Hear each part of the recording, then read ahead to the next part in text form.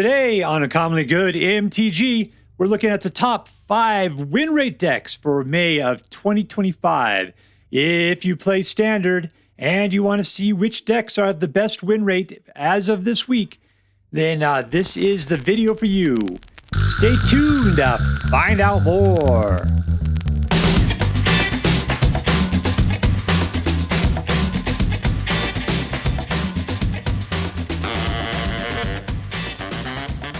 Hello and welcome to Uncommonly Good MTG. I am your host, and you know, in Magic cards, just like in weightlifting, I don't think that sudden uncontrollable urination should disqualify you.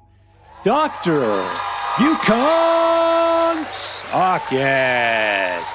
Yes, thank you. Filmed for a live studio audience. Thank you so much. You can't suck it. Word to your mama. So I'm broadcasting to you today from my secret underground headquarters, and I'm bringing to you the top 5 win rate decks for this week in the middle of May 2025. And in reality, I'm going to do something different this month than I do any other month. Number one, I hate the number 1 deck. I hate it. I can't play it. I don't understand it at all. It never works for me. I'm not going to do it. So I'm just going to tell you what it was. It was Azorius Omniscience. I can't even, man. It's just beyond me. So I'm not playing it today. I'll let you know if you want to find it, you'll see it in the description below. Go ahead and grab your deck list from there and go have a good time. I'm not playing it. So instead, we're playing decks 2 through 6. 2 through 6 today. That's what we're looking at. It's 5 decks. It's in the top 10. You're going to love it. All right, so what are we doing? We get their stuff from Untapped GG. We take a look at the things that have the greatest win rates, and we look at the things that have happening in the last week because I'm looking to have some variation from month to month. If we start looking at stuff since the beginning of meta, things tend to get stale pretty quickly. The biggest problem, though, recently is that even from week to week, things are not moving that much. Things are staying relatively the same. So I keep waiting for Azorius Omniscience to fall off the list. I don't know why anybody plays that trash, but yet there it is still near the top of the list, trying to hold everything together. Whatever. All right, so let's get down to it. Let's see which deck is number 6 for this month. All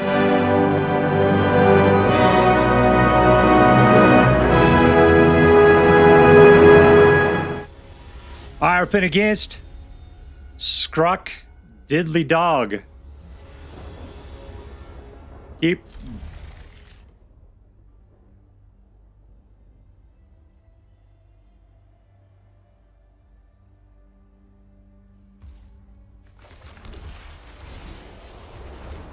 All right, this deck performs the way this deck always performs.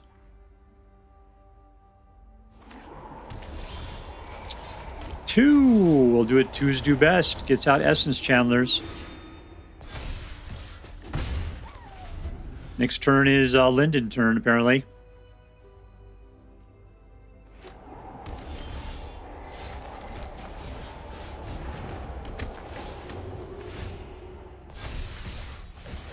Two more pumps. All right, it's down to 12. What are we playing up here?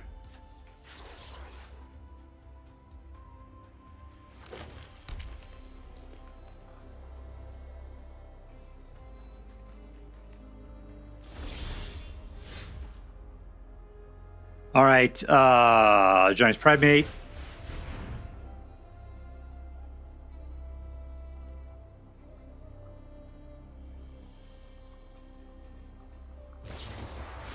Doesn't like her.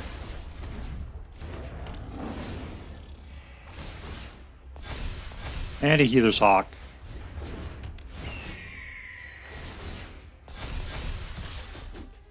All right, got him low. He's down to 3.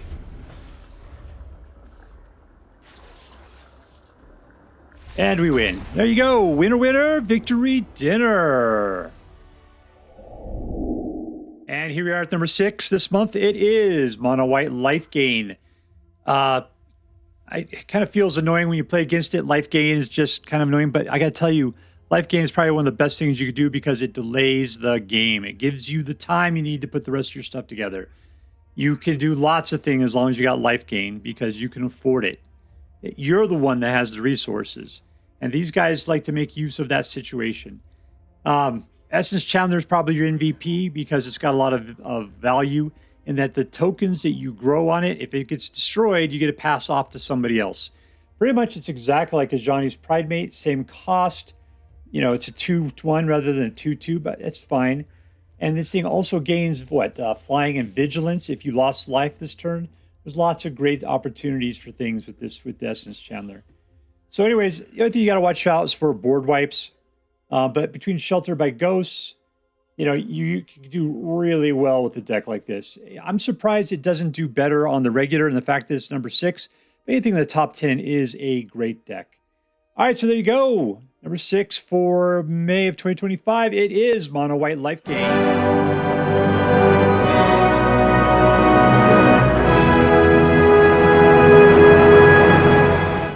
And we're playing against Tom Cove, 6888.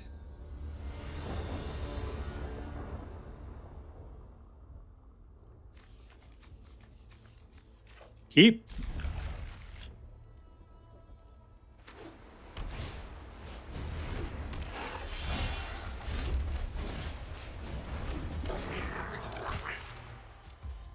All right, another we could do that guy's got a big old 2-butt.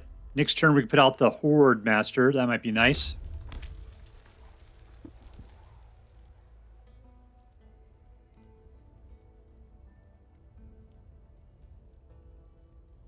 I'm gonna look at this guy just so I can look at my own guy. Ah, he's killing it. What can I do here? Sacrifice this creature, does 1 damage to target. Any target, fine. Here we go. Straight to your face.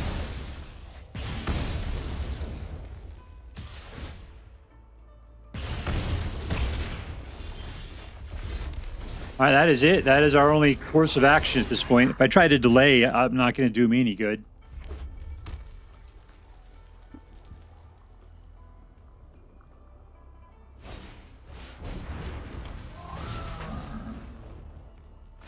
What do I got here? 2-3. See, he's already put out guys that are faster and stronger than me.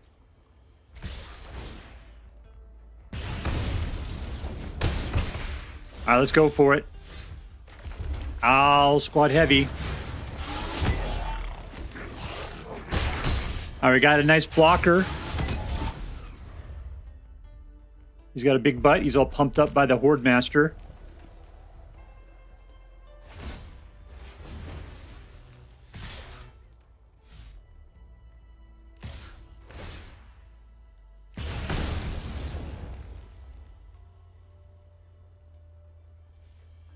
He's have enough cards in his graveyard, does he? Got 3. He's going to have 4 in a second. The Devil. Oh, well.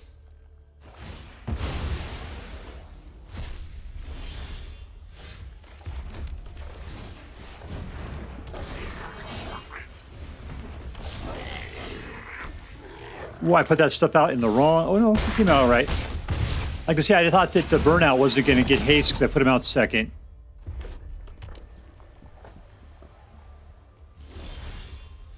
And we win! And we win! As a Horde Master, another one was going to be fantastic. Victory! And here we are with number 5, Mono-Red Goblins. The one thing I love about Mono-Red Goblins is there's actually a theme. It's actually a tribal deck. It's got goblins, and goblins love to rage. Look at him. I mean, sure, he's putting out the little babies with the super, like, what, meteor shoulder pads or something. Man, that is just glorious right there. Howl Squad Heavy is super cool, despite the fact that he's driving around in some sort of weird-ass, you know, party bus or something. But I'm down with that. I think he's super cool. He's got a great attitude. Love it. You know, it's a great deck. It's good to see dragons back. I mean, elves is a good deck now, too. All together, there's a lot of good theming going on for some good creatures that have been around for a long time, and this is definitely one of them. I'm happy to see it in the top 5. It's probably one of my favorite decks just because of its speed, its aggro, and its thematic qualities. Lots of fun, every good. I'm glad to see it in the top 5. Mono-Red Goblins. All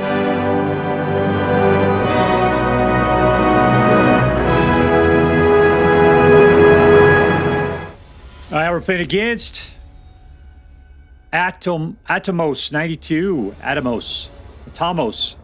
Something like that. 1, 2, 3. Do we have any creatures? We got a single. Ugh, keep it. And I do not appreciate this. I tell you, I'm just going to chill. I'll put out this when I have the opportunity to play Shard Mage's Rescue. Let's put it that way.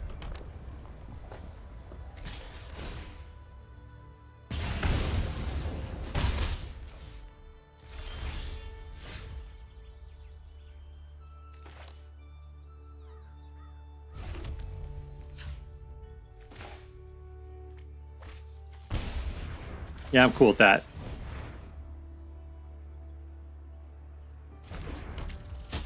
All right, and we're good. Just gotta let it happen so we can Shard Mage rescue ourselves into a defensive situation. Oh, it's a Ghost Jawa. Look out. It's coming from our droids.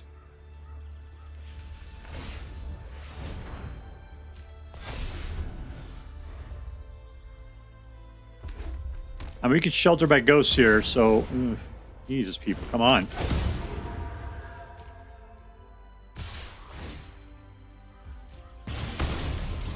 No blocks. All right, got a lot of good stuff to protect with. That's fine. What are we going to do? We're going to shelter by ghosts. I need to do this the hard way.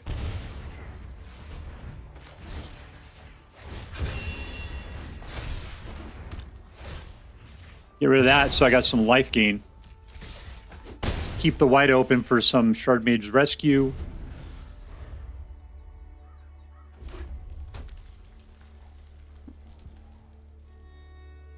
He doesn't like it. He doesn't like my guy having it. Pay the word price. There you go.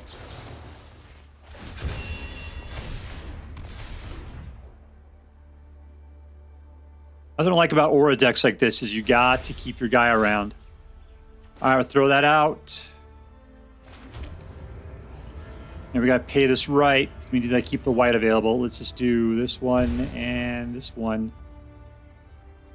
for white. Stronger, better, faster. And we win! The writing's on the wall. Victory! And here we are with number 4 this month, which is Boros Auras. What's the deal here? Well, you got to get out little tiny dudes, and you just got to protect them. I mean, it seems like in this deck that, well, not that one. Shard Mage's Rescue is the single card that keeps this whole thing pushed together, because your guys are fragile, and if they get nuked, you're totally out of the game. So you've got to keep them protected. You got to at least have that Shard Maze Rescue. Don't put a guy out until you have either another guy to replace it with or a Shard Maze Rescue to keep him alive. Excuse me. So it's just it's a counting game. You got to count your mana. You got to watch what you're doing. You got to make sure you have the right cards in your hand. Don't worry about it because you got life gain. You got lifelink going on there. So if you get down low, you can start to climb back up pretty quickly too. Especially if your single guy has something on it like Shelter by Ghosts. Because that'll give you that lifelink you need. And then it's just a matter of just getting your guy pumped and pumped and pumped. You're taking it all down. All right, so you saw it happen. You saw it worked. It's all about just playing the numbers. It's Boros Auras.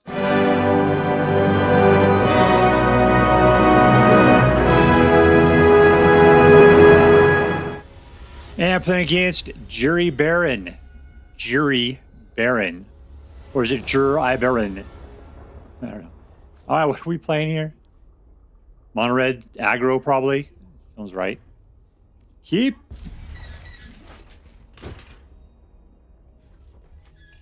Okay, pump. Got a lot of singles. Gotta get a guy out. Problem is he just gonna kill it? We got 3 guys to put out, though. They'll kind of do the same thing.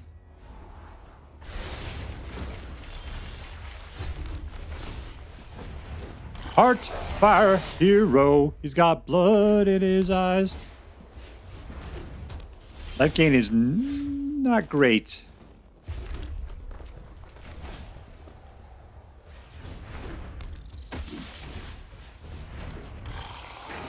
All right, 3 dudes. Time to start laying down the smack.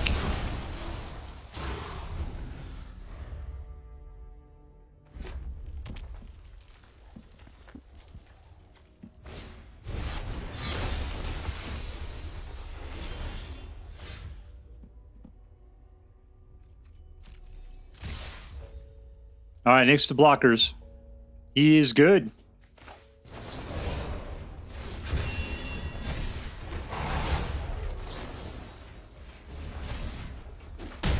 For that, we ran out. We only had 2 mana.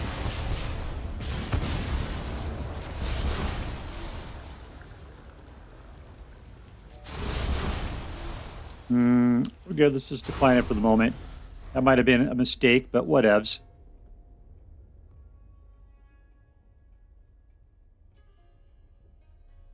They are the engines, the vehicles of my deliberate destruction. There's another guy.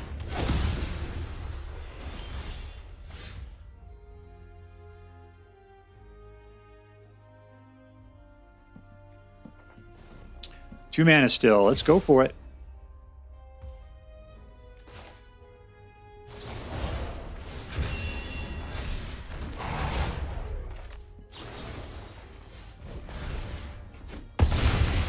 All right, there we go. We got him. Yeah, we'll take that action. Sure, whatever.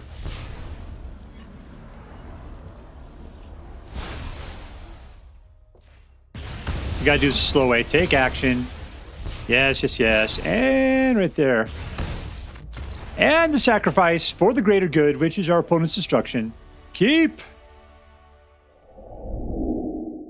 All right, playing with Rakdos Aggro. Rakdos. Why is it Rakdos? Because we have a single card that is black, yet we're only going to play it for its red color. So in reality, this is just Mono-Red Aggro with a fling in it. That's it. But that makes it very powerful because we could take dudes and throw them. And we need to throw guys like this guy right here, the Heart-Filled Hero. Now, what is it? The Cacophony Scout throws himself. So you got a lot of options there. It's about getting guys big enough so that you could do a lot of damage, and then you throw them for twice the, for another double the amount of damage that they just dealt, their power, which makes them doubled up. The cool thing is if you use something like a Cacophony Scamp, then it does its damage, and then you sacrifice it to this to do damage. Then because it dies, it does its damage again, so it does it 3 times. I think here Heart of Healer does the same thing. It's just you need Callous Sellsword to make that happen. So that 3 times damage is totally worth it and makes this deck into one heck of a deck. The other good guy to throw is Urbras Forge because he's got that trample. If this guy's just out there long enough, then he's just getting super jacked. And then you could just do the damage. They might block a little bit, but you're trampling over. And then you got the Callous Sellsword thrown at your Forgeling, which is going to die anyway. And that's how you win the game. It's just pure aggression, pure unadulterated aggression.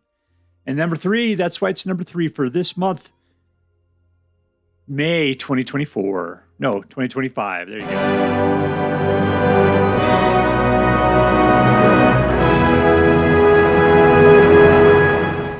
All right, playing against Lightmar 1. Lightmar. Keep. Nope. All right, we got nothing. This guy's got haste, though. That's cool. These guys all have haste.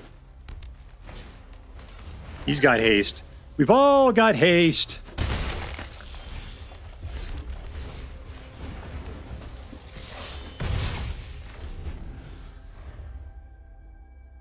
I might have to kill a Screaming Nemesis to keep him from gaining life. Ooh, so he's playing Simic haste. I'm actually really favoring that deck right now.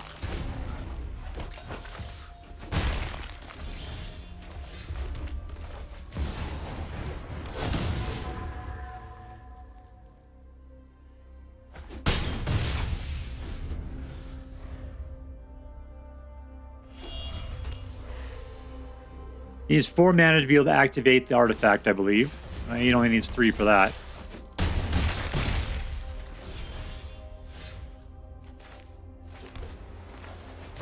All right, Screaming Nemesis. Put this dude out. Let's rock it in. Eyes down to where I can kill him on the next turn. I just have to survive. Heartfire Hero. Heartfire Hero for a nice little chump.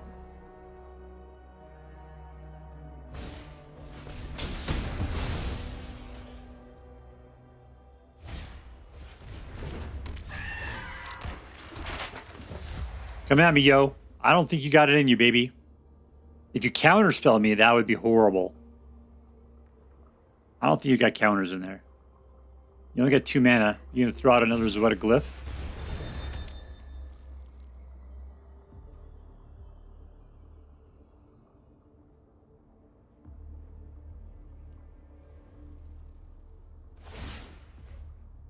There's Trample. Okay, that's not gonna help. So let's just block the 2. All right, there we go.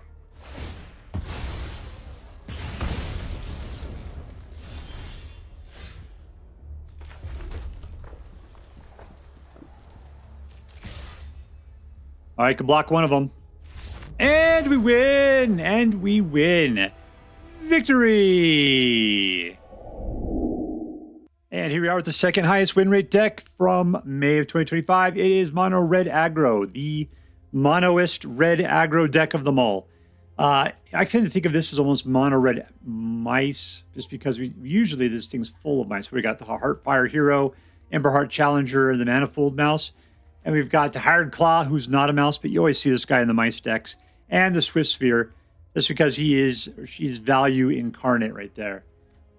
You got the pumps, you got the shots, Witchstalker Frenzy, and Screaming Nemesis. It's interesting. This thing is pretty heavy, creature heavy.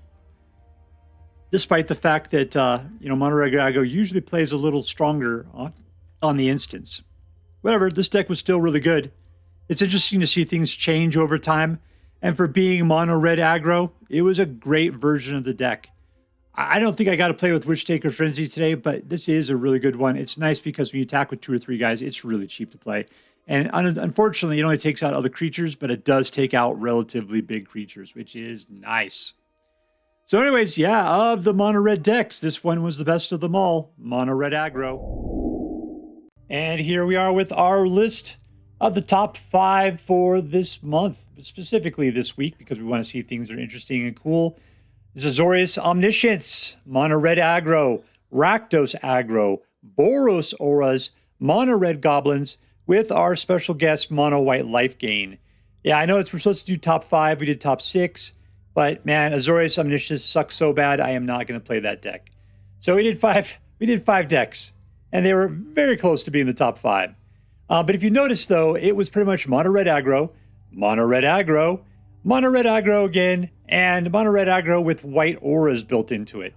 The coolest deck, in my opinion, in this was Mono-Red Goblins, just because Goblins gave your Mono-Red Aggro a theme, and it gave it a certain amount of attitude, which I really, really appreciated. This is pretty much the same list of decks we saw last month and the month before that, so things are starting to stale up. And the worst part is that we just shifted over to Tarkir, and you'd think things by now would be different, yet still the Mono-Red Aggros are holding up the top 5 of the tier list for Standard.